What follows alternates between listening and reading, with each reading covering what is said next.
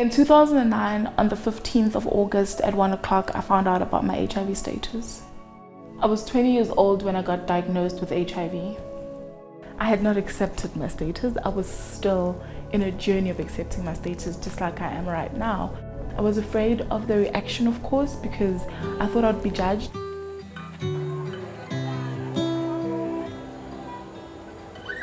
We have 7 million South Africans living with HIV to date.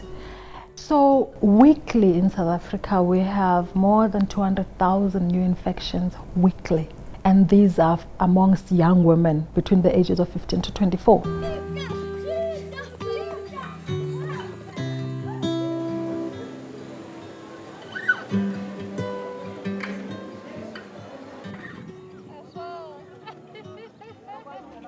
People don't speak about HIV and AIDS because there's still a stigma attached. A lot of people still view it as it's evidence of you doing something that you're not supposed to do.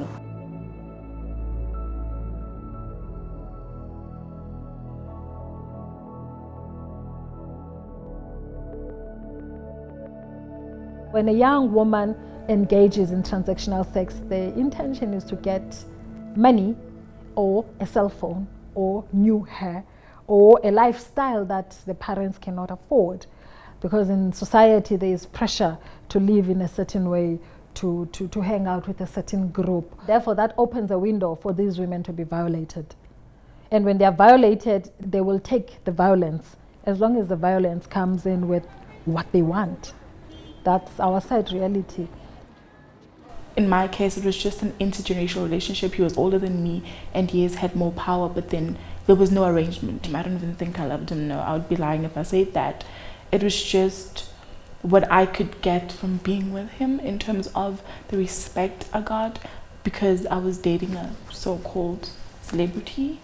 It wasn't really about love. I just felt good inside and it filled the void that I had inside of me. I didn't know that he was living with HIV. He did not disclose his status to me. Women are scared to go for HIV testing because they won't know how to respond when the result is positive.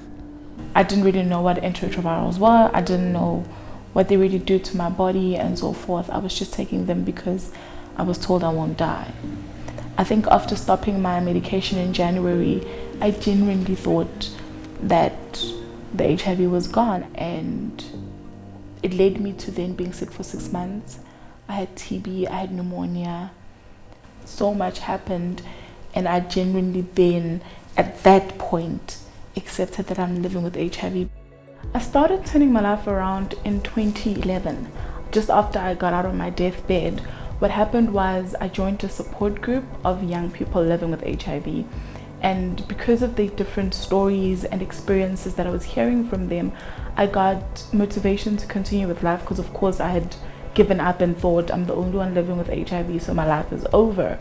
The doctor asked myself and a colleague to go to a place called Limpopo to go teach young kids about HIV. At first, it was just about telling my story. I didn't know what advocacy was. I didn't know what activism was. I didn't know that there were policies. I didn't know anything. I just wanted to tell my story. I wanted people to know that HIV positive or not, you can still continue with life. That was my initial idea. When I see people's messages either on Facebook or WhatsApp thanking me for sharing my story and giving them a reason to live, then I know that this was my purpose and this is what I'm supposed to be doing. It is important for young people to start speaking out, especially young people living with HIVs, because we are the future. You know, it's up to us to change the status quo and what HIV is in the world. The dream for the Black African child is for them to tell a different story to mine and tell a story of an empowered, educated African young woman.